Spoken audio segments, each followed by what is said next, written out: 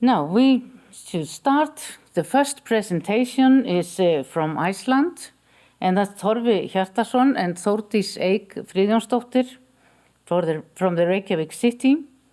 Torfi and Þórdís are also the main coordinators of the project on behalf of Iceland.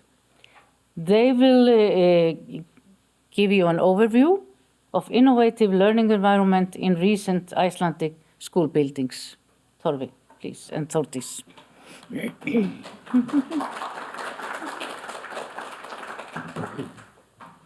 Thank you, Anna Kristín. I'm glad to see you all here, and Þórdís is going to come at the end of the presentation with me here to tell you a little bit about what's happening in Reykjavik city. I come from the University of Iceland, and I just wanted to give you an impression of the innovative school buildings we have in Iceland. There has been,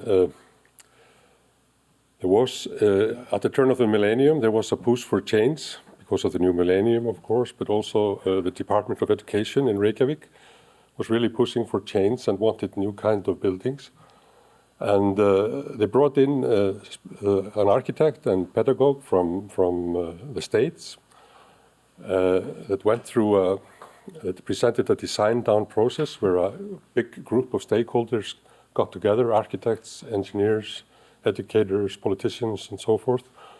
Maybe 30 people or so went through this design down process that Bruce Gilk, the architect, introduced to us, and the result was this compulsory school building, Ingunnarskóli, which kind of started a new trend in school design in Iceland. There was a push for new buildings at the time. We were moving from a two-session system to one-session system with buildings, so there was a big need for new constructs. And this is the result of this work was the idea of a school with open plan classrooms, a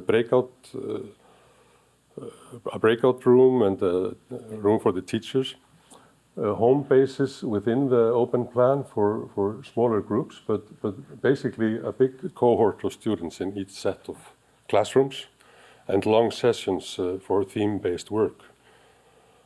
And here's the building that, here's a drawing that kind of illustrates this. The big room in the middle of the school that runs through the middle of the school was in the first picture. The entrance is indicated by the red diamond. And then we have in the building 5 sets of 2 grades. First and second grade there together, third and fourth, and then fifth and sixth. And then on the second floor you have 2 more of these. In this grand hall in the middle, there's the social hall, the library, and the canteen. But here is a drawing illustrating the set of classrooms, or classroom spaces, open plan. There are 2 sides, and it was basically the idea to have one area for 2 grades, for maybe 80 students, and they would share the middle, the 2 grades between them. There was a problem, though, through the years that because of acoustics and movement and such, it was kind of disturbing. The 5th grade was disturbing the 6th grade and so forth when they were using the shared space. So they ended up putting in doors. They sealed off the area and put doors on both sides. And this functions actually really well. I was there just a few years ago, and they were doing project work with making and such. Here you can see the open plan classroom. It's quite big. You don't see all of it here, and they are working on a project on the Nordic countries, doing some creative stuff. And in the shared space, another teacher is leading them with some construction work tied to this. The picture to the right is from another shared space in the 3rd and 4th grade, where they were working with Lego and making and STEM and STEAM and such. And this was really functioning well. It was therefore a bit of a surprise for me. I just learned recently that the city decided to change the building. The number of students had been going down quite drastically. They wanted to make use of the extra square meters. So they pulled the library into the space between the 3rd and 4th grade, took an area for after-school hours, and in the middle, and between grades 1 and 2, and between grades 5 and 6, they have now support for newcomers, for students from other areas that need support in Icelandic. So this was perhaps a bit of a setback or something to think about, but had been going for 20 years and going well, but this is also practical reasons, of course, with the number of students. And here you can see the library space. That used to be the breakout, a rather small room for breakout, not a classroom, but a room for breakout, and the shared space is now, in the 3rd and 4th grade, is now a library. And the librarian is very happy. This is a retreat for the students. They can, it's more quiet, and there's a lot of special support and some project work. And the teachers from grade 3 and 4 use this a lot for reading. And so they're just to give you an impression of the situation there. But this has been a really interesting project, and it's going to be interesting to see how it goes in the future. This is a kind of a smaller version. There's another school, Sigmundarskóli, nearby. It's a kind of a smaller version with you see the big central area there for all grades to the left, and then to the right on top you have 2 pictures from a classroom, open plan classroom. It's quite long, but more narrow than in the first school, and then you can see some doorways between the classrooms and breakout, what I call a breakout cell, to the bottom right. Here's a drawing illustrating this setup. You can maybe see that there's a good flow between the classrooms, and there's a very calm atmosphere in the school. It's quite it's impressive, how well this seems to work. It's also a rather calm area, the neighborhood. It's a rather stable neighborhood, and the principal has been there for a long time and so forth. So the conditions are quite positive in that respect. Here are 3 more pictures. One is showing a hallway running on the balcony in front of the in front of the classrooms on the upper floor, and the picture in the middle shows you one of these open plan classrooms, and you can see a glimpse of a breakout classroom or breakout room it's like a regular classroom tied to 2 of these open plan spaces. I hope I'm not going all too fast. Okay. Here's another school, Norlingaskóli, that also followed Ingunnarskóli. It's in the middle of its neighborhood, has a very nice schoolyard that was designed with the help of the pupils. And they're also pioneers in outdoor teaching. They were also one of the first schools to take up Padlets. And it's a really interesting big building. This is the central hall, the social hall in the middle of the building, quite big, and there are 2 floors, as you see here. The library is contained in a closed space on the upper floor to the top right in these pictures. And here's a drawing that illustrates the 2 floors. The lower floor is to the left, and the upper floor to the right.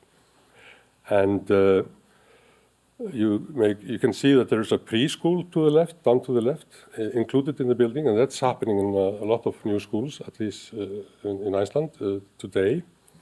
There's also a constellation of smaller classrooms for art and crafts. We have a tradition of big rooms for art and crafts in Iceland, and we would like to maintain that. But in some of these new schools, they have been kind of put together, and which has its pros and cons, of course. But that's quite interesting. I wanted to show you the classroom area from grades 8 to 10 up to the right, in the top right. Looks something like this, and they decided to have bigger breakout rooms than they had in the first school. So you can put a regular class in there. So you can see that this is quite a big area, open plan area, with 2 breakout classrooms and a terrace where you can go out with some activities. And here maybe you see this better. You have the open plan area, just a part of it, a rather small part of it to the left. and top right, and then bottom right you have a picture from the breakout classroom. Also here you have the open plan to the left and the breakout classroom to right. Some of these, there were other schools that followed also out in the country, not only in Reykjavik, and there are, for example, two examples that are a little bit like this. Just to give you an idea, the bigger area is probably really challenging. It's thought for up to 6 groups in a large open space with little possibilities of a breakout. So it can be quite challenging, especially if it's overcrowded with students. Of course, the number of students goes up and down, as you probably know, and this can, of course, be quite challenging. This was at least the case for the principal here in Skarðshlíðarskóli. It's one more new school in a municipality south of Reykjavik. She had been working as a teacher in one of these really open and overcrowded areas, and she wanted a school that was more contained, more closed when her school was designed. And the thing is that the municipalities are running the schools since 1996, and so there is a lot of diversity, and sometimes the principals are really able to have a big influence on how the schools are designed.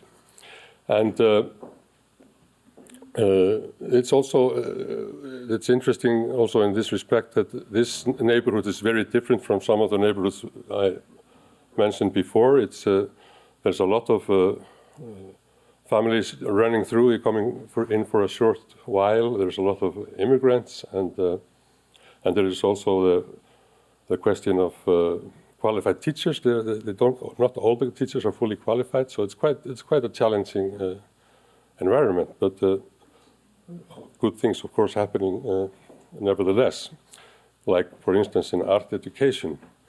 But here you have, you can get an impression of the setup with the classrooms. They are rather closed. They have a small shared space in between them and a foldable wall in the back.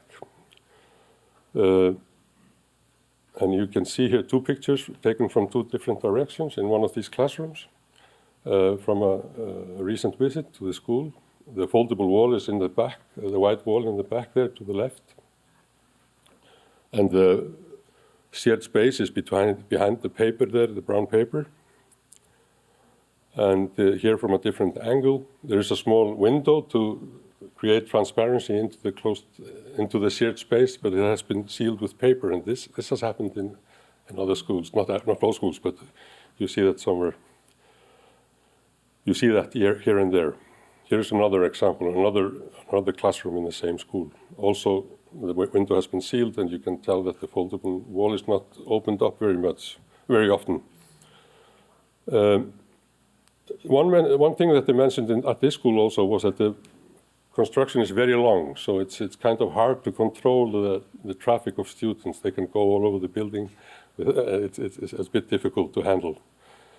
And this was mentioned this has been mentioned at some other schools. This school, for instance, which is a quite interesting building with a lot of holes between the 2 floors. It's a big building, and it's been built in stages. So there are many entrances, and the building is big, so this becomes a bit difficult to control. So that's something that the administration there is dealing with, trying to figure out how to solve that. And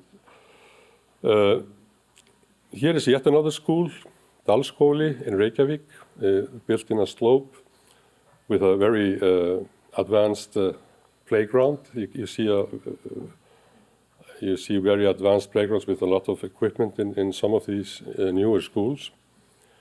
This is also a very long building, as you see here, and it's a very ambitious attempt to create a center for the neighborhood. You have a preschool to the left. You have a compulsory school running through the building. You have like a coffee house or canteen, and then a cultural center to the right with a library. And And there's a bit of a problem for the school to have the library so far at the far end of the school. It's kind of hard to control what's going on there. When you send the students to the library, you don't really know what they're doing. But it's a public library at the same time.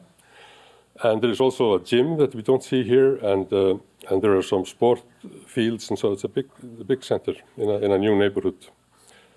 And a swimming pool, of course. And here you see a closer view that kind of gives you an idea of the learning spaces within this building. You can see that they're differently formed, and there are sort of clusters of spaces there. Okay. This is yet another school, Helgafellsskóli, in a municipality north of Reykjavik, just north of Reykjavik, Mosfellsbær. That's an open plan school, and maybe about 6 or 7 years old. And this here first we see the space for after school hours, which is quite extensive actually. And I was just going to show you the spaces for the younger grades in that compulsory school. You can see here the first grade, the second grade, the third, and the fourth. And each area has it's an open plan classroom really with a breakout classroom or a breakout room that's big enough for a regular class, and 2 breakout cells for each space. And then in between you have a shared space in the orange color with that the two grades are sharing together. You can come in from both sides, both ends. And then you have these green areas that are the rooms assigned to the teacher teams that are attending these grades. And I'm going to take you to the green spot on the top of this drawing in the next picture. This is the room that is used by the teachers that are attending the grade 1 and grade 2. And I myself, I'm standing there in the open plan area for grade 2. And in the back, on the other side of me, you can see the door into the breakout classroom for grade 2. So, and then now I'm going to move to the spot where I stand, so you can see in the next picture. This is the open plan. This is where I was standing before, and I can see Daniel talking to Rosa. Here's Daniel, and he's talking to Rosa, the principal there, and the classroom is to the left, and the breakout cells to the right, behind Daniel. And now we move over to Daniel, and the next picture shows you the breakout cells behind the glass. And here you have the breakout cells to the right and the classroom to left, and then the inside of the classroom below. Okay. And the other 3 areas for the first and the third and the fourth grade are organized in the same way. And here is a breakout cell from the inside, and you may notice that there is a board on the wall to absorb the sound, and you have curtains to you can close the space if you don't want the transparency of the glass. And to the right you have the shared space used by the first and the second grade. So they have they can use, in addition, they can use the area for after school hours. So there's a lot of maneuvering space there for teaching and learning. Here another picture from a bigger breakout cell. Here is yet another school. It's very close to Keflavik Airport in Reykjanesbær, with a big hall and the steps and two corridors running through the building. It's a compulsory school. And you can even make the hall bigger by opening up the wooden wall below in this picture in the lower floor. Here's a drawing of the picture, and again there is a preschool included at the far end, and to the left you have a pool for the school and the neighborhood. You have a gym and a big gym, and then the social hall we just saw right beside it. You have a big library for the school and the neighborhood. Also a very grand playground with very fancy stuff and a constellation of rooms for art and crafts, and a music school where you can learn to play instruments, and you have singing lessons and so forth. And in the school we have, like in the first school, we have a pair of grades, 5 pair of grades for the 10 grades in the compulsory school. And 3 are at the lower level and 2 at the upper level. And I'm just going to give you an idea of what they look like. You have these entrances at the bottom there where you enter the room, and it's an open plan area with the 2 breakout rooms that are relatively big, not quite a classroom, but relatively big, and 4 breakout cells, and a good room, a big room for the teachers to work to the side, for the teacher team, indicated in green here in this picture. And then in the middle you have these walls, these curved walls with seating on one side and a constellation of screens on the other. Here are the breakout rooms, and here, no, this is the breakout room, the bigger rooms, they look like this. And here the breakout cells to the right. And 2 mobile screens in the area as well. So there's a lot of options here. I'm just going to show you very quickly the last school I wanted to show you. I'm running out of time, but this is a really beautiful setup here. Very bright. It's a renovation. They had to tear down the school because of mold, but it's in its first year of practice now, but it's very firmly rooted in its history and pedagogical history. Very bright and very calm colors. The teachers can overlook what's happening below. Here we are going down a stairway that used to be on the outside of the building. Here we have a central area between a set of classrooms on both sides. So this is the setup kind of. And the important thing here maybe are all these doors, that you have this flow between. You have this shared space, and the teachers use the space. They go out there and teach students in the central space. And then you have these classrooms to the sides with transparent glass, of course. And here you can see the doors running through the areas.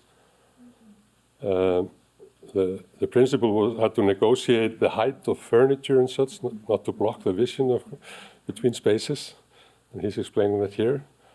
And he has been there for a very long time, and he's really bringing in a lot of ideas and traditions and such.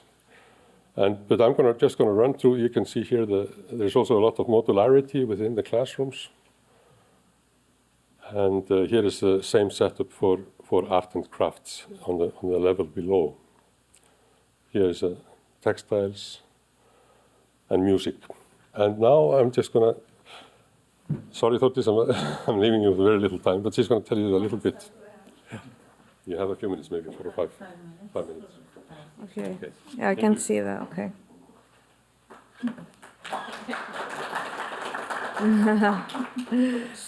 Hello, everybody. My name is Þórdís Friðþjófsdóttir, and I'm a project manager for the city of Reykjavik. My job is to manage projects related to renovations and development of school and leisure facilities. My background is in teaching and school administrating and in project management. And here you see all of the projects, most of the projects, the big projects that are going on in Reykjavik City. And we have a lot going on because of, mostly because of mold. So we have to renovate our schools. What way to go?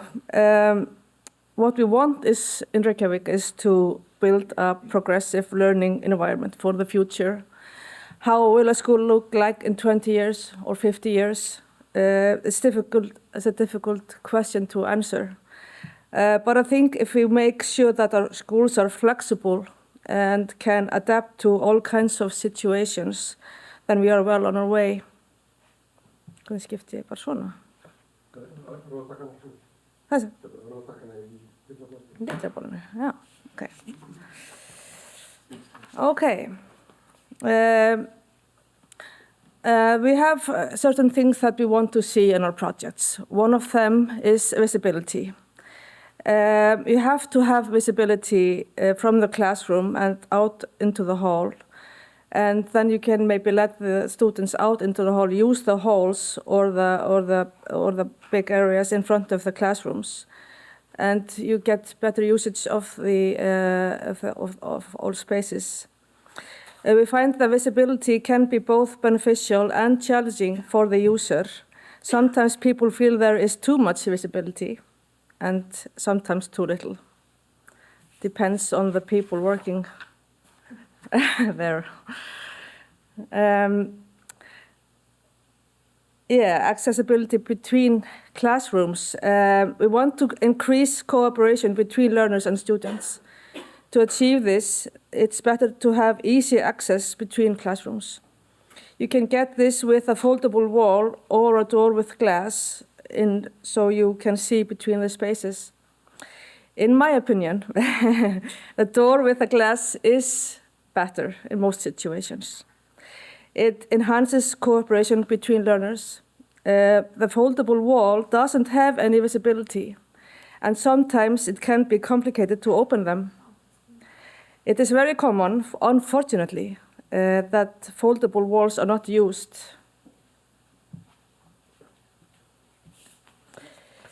Another thing we want to see is flexible furniture. We want spaces to be flexible with all kinds of areas. So we choose furniture on wheels and that are easy to fold or rearrange. We want to put televisions and whiteboards on wheels and install a few fixed furniture. I will show you the drawings. This is a school that we recently changed, and I'm going to show you how we changed it now. Yeah, this is the slide. These are the same classrooms. The before picture is from 1974, when the school was built. This is like one part of a school. You can see typical classrooms, the gamesla. Can I bend? Oh, on the top is that gamesla. This is a storage room. And the toilets were also from inside the classroom. In the after picture, we took the storage rooms, made them bigger, put glass on them, and it's now like a little breakout space within the classroom. And we also took the bathrooms to the corridor, there are fewer now. You can also see on the corridor there are like mini sofas. Please, you see it. And you have visibility from the breakout room, and you also have visibility between the classrooms and a door. So, that's one of the main things we want to see in renovation projects. We want to increase flexibility by adding various types of smaller spaces to the typical classroom. Here is another example of a school we are renovating. This is Hagaskóli.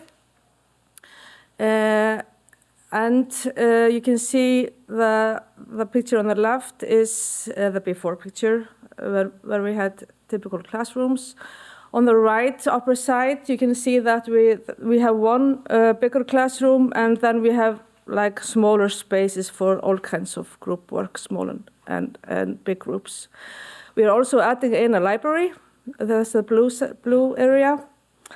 And the lower part of the picture is because we are moving the kitchens, and we're making for the after-school program, we're making an area for them that will be used with the school and the after-school program. Oh, okay. This will probably be the outcome, something like this. I think it will be a very nice area, and you can see that there's good visibility. Okay, this is our newest school program that we are working on now. This is Skólabrúin in Fleyvangur. It's called Skólabrúin because it's a school and a bridge, and Fleyvangur is the name of the area. And this is a made-up image of it, obviously, because it's just on the drawing stage still. It is Utu Architects in collaboration with Landform Landscape Architects and Ono 3D Processing. Received the first prize in a competition for a new integrated preschool and elementary school, after-school center and community center, as well as a new pedestrian and bicycle bridge over Fleyvangur. The bridge connects together Vogabyggð, a new neighborhood in Reykjavik, with Fleyvangur and Höfði, that will be the next new neighborhood. So this is an interesting and exciting project that we are, you can see it here from another angle. The building is 7,100 square meters, plus the sports hall, and later it is possible to add 1,300 square meters to the house. The house goes over the bay and will be built on pillars. So we are very excited about this project. Okay, my time is finished, so thank you very much.